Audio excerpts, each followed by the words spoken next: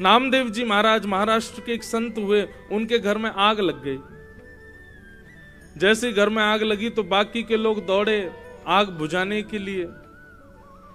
भीतर आग बुझाते हुए पहुंचे तो देखा कि जो थोड़ी सी आग लगी हुई थी उसमें नामदेव जी अपने घर के सारे सामग्री उठा उठा करके डाल रहे थे, अग्निदेव को सब दे रहे थे। लोगों ने कहा, भले आदमी, हम तेरे घर को बचाने आए हैं, तू खुद ही घर को जला रहा है। नामदेव जी महाराज बोले, ये अग्निदेव हैं, अग्नि के रूप में मेरे भगवान पधारे हैं, तो मैं तो ये सोच रहा हूं आधे घर को ही क्यों स्वीकार करने, पूरा घर ले जाएं। ये आधे घर में ही क्यों आए हैं, पूरा घर क्यों नहीं ले रहे हैं, इसलिए बचे हुए घर को भी उनको दे रहा हूं।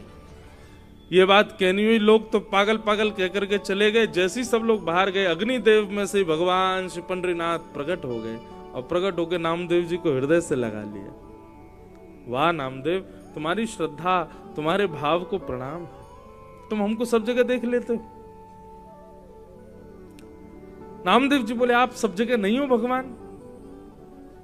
पृथ्वी, जल, अग्नि, वायु, आकाश, पंच तत्वों में आपका निवास।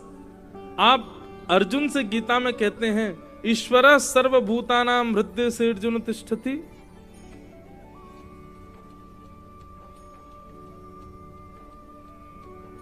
सब ठाकुर जी।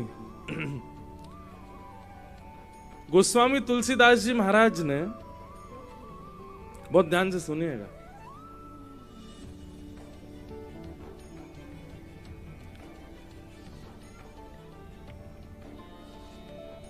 गोस्वामी तुलसीदास जी महाराज ने मानस जी में एक चौपाई अंकित करी और उस चौपाई में एक बात कही, सब प्रसिद्ध है, सबको याद है। सिया राम मैं सब जग जानी, करहूं प्रणाम जोरे जुग पानी। सिया राम में सब जग जाने, इस चौपाई का अर्थ क्या है? बोले, सिया राम पूरे विश्व में विराज रहे हैं। पूरे विश्व मतलब जड़ वस्तु हो, चैतन्य वस्तु हो, वायु हो, वृक्ष हो, नदी हो, जानवर हो, जीव हो, पतंगा हो, चींटी हो, सब में सिया राम जी विराजमान है। सिया राम में सब जग जानी, और मैं सब में सिया राम जी को देख करके सबको उन्हीं का रूप मान करके प्रणाम करता हूं। अब गोस्वामी जी ने ये पंक्ति लिख तो दी। काशी में, बनारस में 80 घाट पर गोस्वामी जी विराज रहे थे, तो गोस्वामी तुलसीदास जी का रोज का नियम था, रोज काशी विश्वनाथ भगवान को प्रणाम करने के लिए जाते थे। विश्वनाथ भगवान को प्रणाम करने के लिए गए तो एक गली में होकर के विश्वनाथ जी का दर्शन करने जा रहे थे, तो उस गली में आधा एक बैल खड़ा हुआ था, वृषभ।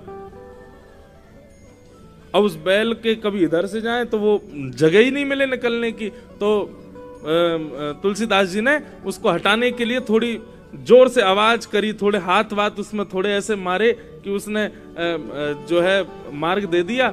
गोस्वामी जी गए, महादेव का दर्शन किया, दर्शन करके लौट करके आए। अपनी रामचरितमानस जी का रोज पाठ करते थे, लिखी हुई मानस जी को, तो जैसे ही मानस जी को देखा तो उसमें वो चौपाई अपने आप गायब हो गई। सिया राम में सब जग जानी, करूं प्रणाम जोर जुग पानी। गोस्वामी जी बोले, यहाँ एक चौपाई लिखी थी, वो गायब क्यों हो गई? रात में उन्होंने फिर से लिखी, सिया राम में सब जग जानी, करूं प्रणाम जोर जुग पानी। दूसरे दिन फिर विश्वनाथ भगवान का दर्शन करने के लिए गए तो आगे से कुछ जानवरों की टोली आ गई। अब गोस्वामी जी जा नहीं पाए तो फिर से हल्ला करते हुए, हे करते हुए और उनको हटाते हुए वहां से गए, दर्शन करके लौट के आए। रात में जैसी मानस जी देखी तो फिर से वो चौपाई गायब हो गई। गोस्वामी जी बोले, कुछ तो बात है। मानस जी लेकर के काशी विश्वनाथ भगवान के सामने गए, जाकर के रोने लगे, बोले, महादेव इतनी सुंदर चौपाई है, सिया राम में सब जग जानी, करूं प्रणाम जोर जुग पानी, ये रोज अंतर ध्यान क्यों हो जाती है? महादेव प्रकट हो गए, बोले, इसलिए अंतर ध्यान होती है क्योंकि तुमने लिखी है, तुम इसको स्वीकार नहीं करते हो। तुमने लिख दिया है लेकिन तुमको उस बात पर विश्वास नहीं है। नहीं नहीं नहीं नहीं भगवान आप ऐसा कैसे कह सकते हैं, मैं तो सब में राम जी को देखता हूं। बोले अच्छा, तो फिर कल वो बैल सामने आया था, राम जी ही वृषभ के रूप में आए, तुमने उसको धक्का दे दिया। इतनी सारी भीड़ आई थी, हनुमान जी की पूरी टोली थी, तुमने सबको हटा दिया। यदि तुम्हारी ये बात तुम लिख रहे हो कि सिया राम मैं सब जग जानी, करूं प्रणाम जोर जुग पानी, तो इसको हृदय से स्वीकारो भी। आंखों के आगे दिखने वाली उपेक्षित वस्तु भी आ जाए, उसमें भी राम जी को देखो। आहा, उस दिन से गोस्वामी तुलसीदास जी महाराज की दृष्टि बदल गई। आप तो जो दिखे आगे उसी को ही प्रणाम करते हैं, उसी को ही राम जी का दर्शन करते हैं। हमारे वृंदावन में आप लोग यदि घूमे हो वृंदावन में, वैसे तो घूमने मत आना, वृंदावन घूमने का विषय नहीं है, ये घूमने डोल डालने के लिए नहीं है वृंदावन। वृंदावन तो ठाकुर जी की प्राप्ति का है। फिर भी वृंदावन में आप आए हो तो एक स्थान है वहां पागल बाबा मंदिर, नाम सुना है? पागल बाबा मंदिर बहुत बड़ा मंदिर है, पागल बाबा मंदिर। उसका नाम पागल बाबा मंदिर क्यों है? वहां एक बाबा रहते थे, उनका नाम तो उनका कुछ और था, लेकिन दुनिया उनको पागल बाबा बोलती थी। क्यों? उनकी ऐसी स्थिति थी, सिया राम मैं सब जग जानी, करूं प्रणाम जोर जुग पानी। बंगाल के थे, चींटियों को भी प्रणाम करते थे। सामने कोई आ जाए, बालक आ जाए, वृद्ध आ जाए, कुमारी कन्या आ जाए, व्यक्ति आ जाए, रिक्शा चलाने वाला आ जाए, शराबी आ जाए, कोई आ जाए, उनके सामने बस पड़ जाए कोई, उसी को ही प्रणाम कर लेते। एक बार तो एक नाली में सूकर बैठा था, सूकर निकल के उनके आगे आ गया तो उसी को प्रणाम, जय हो बरा भगवान, सबको प्रणाम। तो फिर वृंदावन के लोग उनको कहते थे, बोले बाबा पागल आगो, पागल मानुष, पागल बाबा आगो, सबन को प्रणाम कर तो डोले। तब वो बाबा बंगला में बोलते थे, अमी पागल मानुष, अमी बूझते पारो ना, अमी पागल मानुष। वो कहते मुझे समझ नहीं आता है, मैं पागल ही हूं, मुझे सब में ठाकुर जी दिखते हैं। बंधुओं, ये सुनने मात्र तक ही रहने देना, क्योंकि हमारे जीवन में आ नहीं सकती स्थिति। आप बाहर के लोगों को छोड़ो, अभी पंडाल में अपने बगल वाले को देखो, देखना उसमें भगवान दिख रहे हैं आपको? नहीं दिख सकते। इसका मतलब क्या है कि अभी हमारी दृष्टि और हृदय बुद्धि तीनों ही अशुद्ध हैं, इसलिए भगवत भाव नहीं दिख रहा, भगवत दृष्टि नहीं है हमारी। करत करत अभ्यास के मनमत होत सुजान। लेकिन जब आप अनंत कथाएं सुनते रहोगे, सत्संग करते रहोगे, भगवत भाव लेते रहो, तो तब भी भगवान तो नहीं दिखेंगे बगल वाले में, लेकिन अच्छाइयां दिखेंगी, कुछ गुण दिखेगा, कुछ अच्छा, अपने से श्रेष्ठ दिखेगा बगल वाला। अभी स्थिति क्या है बंधुओं, हम खुद को श्रेष्ठ मानते हैं, बाकी सब अश्रेष्ठ है। लेकिन भक्ति भागवती क्या करती है कि आपको ये बात बताती है कि तुम कुछ भी नहीं हो, तुमसे श्रेष्ठ बहुत हैं। और यही श्रेष्ठता का दर्शन होना सब में। सर्वम खलु इदम ब्रह्म वाला भाव है। सिया राम मैं सब जग जानी, सब में सिया राम जी, सबको प्रणाम करो। तो ऐसे तापों का विनाश करने वाले श्री कृष्णाय वयम नमः, ऐसे श्री कृष्ण को हम बारंबार प्रणाम करते हैं, उनको बारंबार वंदन करते हैं। तो ये भगवान के बंधुओं तीन रूप हैं, सत्य, चैतन्य और आनंद। तीन कर्म हैं, उत्पत्ति, पालन और प्रलय।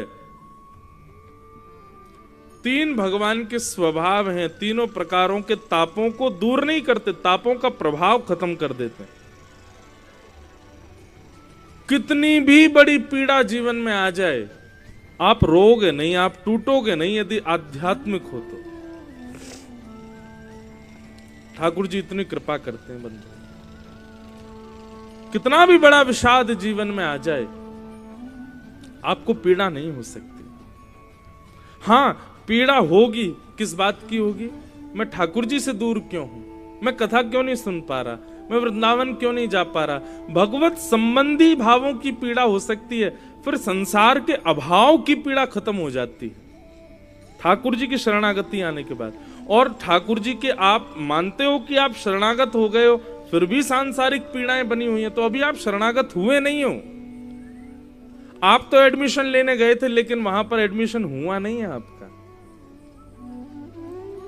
ठाकुर जी जिस दिन स्वीकार कर लेंगे उस दिन सांसारिक पीड़ा अनुभवी होनी बंद हो जाएगी, फिर विषाद नहीं होगा।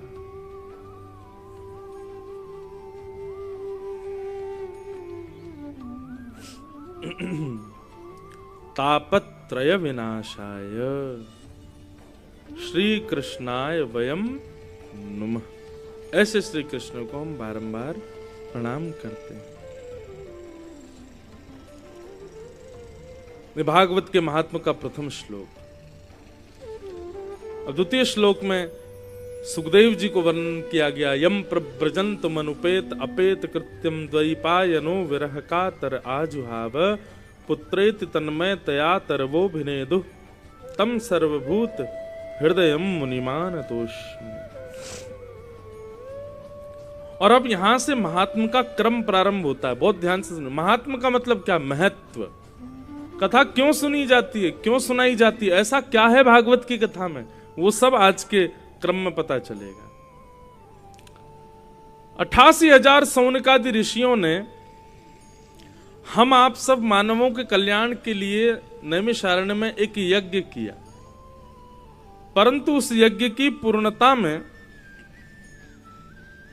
किसी को भी ऐसा अनुभव नहीं हुआ कि ये यज्ञ पूर्णता से मानव का कल्याण होगा। तब सौनकादि ऋषियों ने सूत जी महाराज से प्रश्न किए। अब यहीं से कथा सुनो।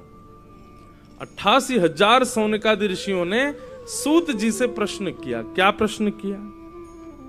बहुत सुंदर। कि श्रेयसां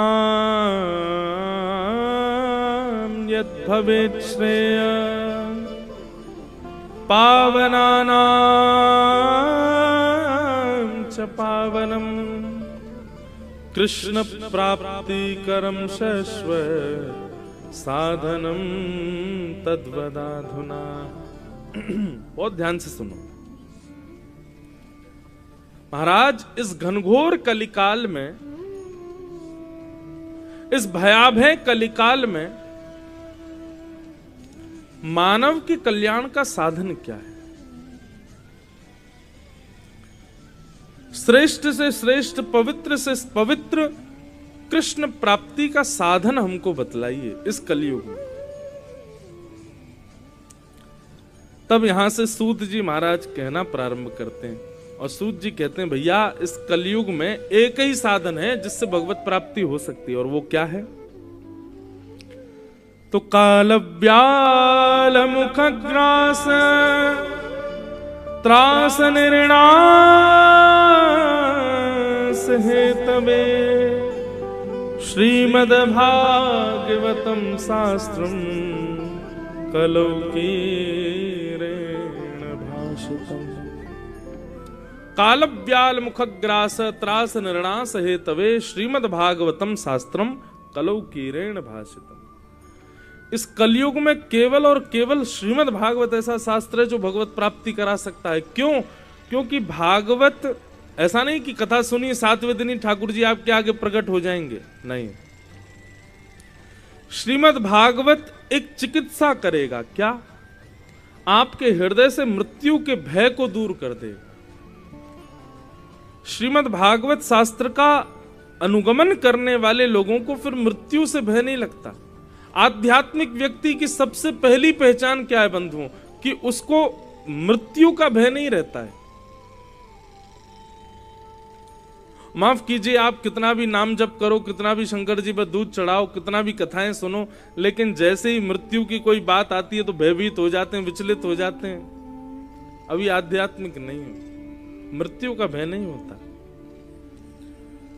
प्रहलाद जी महाराज को कितने प्रयास किए राक्षसों ने मारने के, लेकिन प्रहलाद जी को बिल्कुल भय नहीं हुआ। विभीषण रावण के यहां रहता था। रावण को जब पता चला कि राम जी का पक्षधर है, विभीषण को देश निकाल दिया, लेकिन विभीषण भयभीत नहीं हुए। मीराबाई, भाई छोड़या, बंधु छोड़या, छोड़या सब कोई, सबने छोड़ दिया मीराबाई को, लेकिन भयभीत नहीं हुई। एक और थी करमेती बाई। करमेती बाई वृंदावन भाग करके पहुंच गई, तो उनकी एक बात कही जाती है कि करमेती बाई 3 दिन तक एक मरे हुए ऊंट के कंकाल के पीछे अंदर छुप के बैठी रही। मरे हुए ऊंट के कंकाल के भीतर छुपी बैठी रही। किसी ने उनसे कहा कि हमने सुना है कि आप जब राजस्थान से भाग करके आई वृंदावन ठाकुर जी की भक्ति के लिए, तो आपने सैनिकों से बचने के लिए मरे हुए ऊंट के गर्भ में बैठ करके अपनी रक्षा की। बोले जी। आपको दुर्गंध नहीं आई? आपको अजीब नहीं लगा अंदर से? उतनी भयावह दुर्गंध होती है मरे हुए जानवर में, आपको बिल्कुल भय नहीं लगा? आपको बिल्कुल दुर्गंध नहीं आई? तो करमेती बाई क्या कहती हैं? संसार के विषय भोगों की दुर्गंध ज्यादा दूषित है। संसार के विषय भोग, संसार के आसक्ति रूपी जो दुर्गंध है, उससे लाख गुना ठीक थी उस मरे हुए कंकाल की दुर्गंध। भैया जिस दिन ये विषय में आपको दुर्गंध आने लग गई, आप नहीं कहोगे कि ऊंट के मरे हुए शव में से दुर्गंध आई थी। कहने का अभिप्राय, आध्यात्मिक व्यक्ति भक्ति पथ के पथिक व्यक्ति का प्रथम लक्षण है, उसको मृत्यु का भय नहीं होता।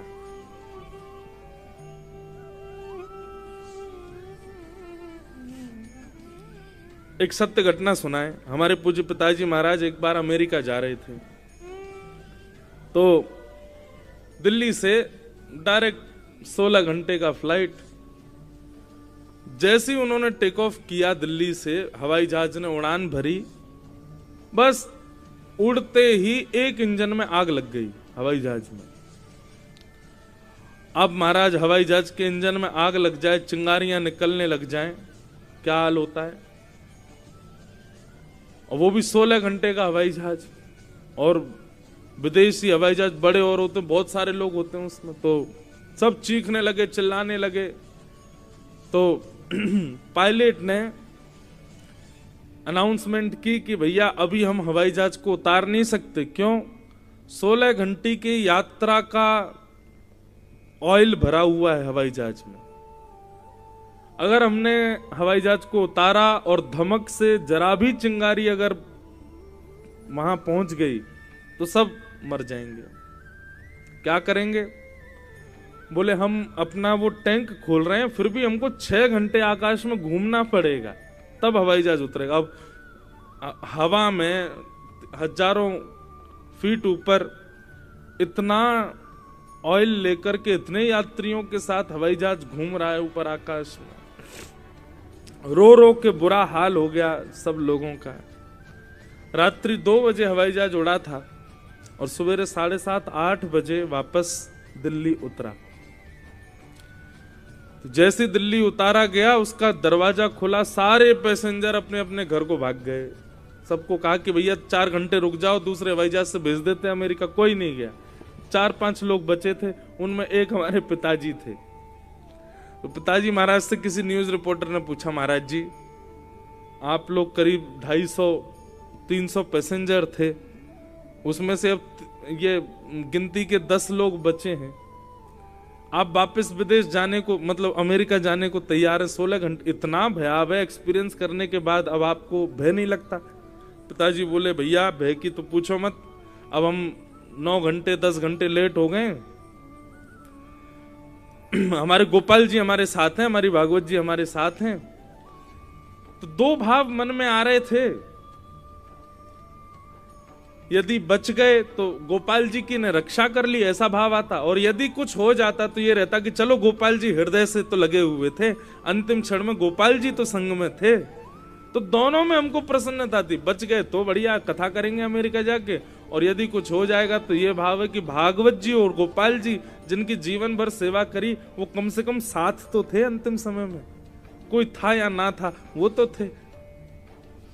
4-5 लोग बोले आपको बिल्कुल भय नहीं लग रहा। तो ये आध्यात्मिक व्यक्ति का स्वभाव है कि उसको फिर भय मृत्यु का नहीं होता, उसको भय इस बात का नहीं होता कि संसार में क्या छूटे क्या मिले। उसको इस बात का भय रहता है कहीं किसी कारण से मैं ठाकुर जी से विमुख ना हो जाऊं, मैं कहीं किसी कारण से ठाकुर जी से दूर ना हो, इस बात का भय लगा रहता है।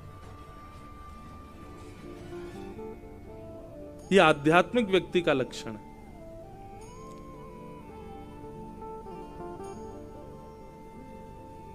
अभी यदि इतना बड़ा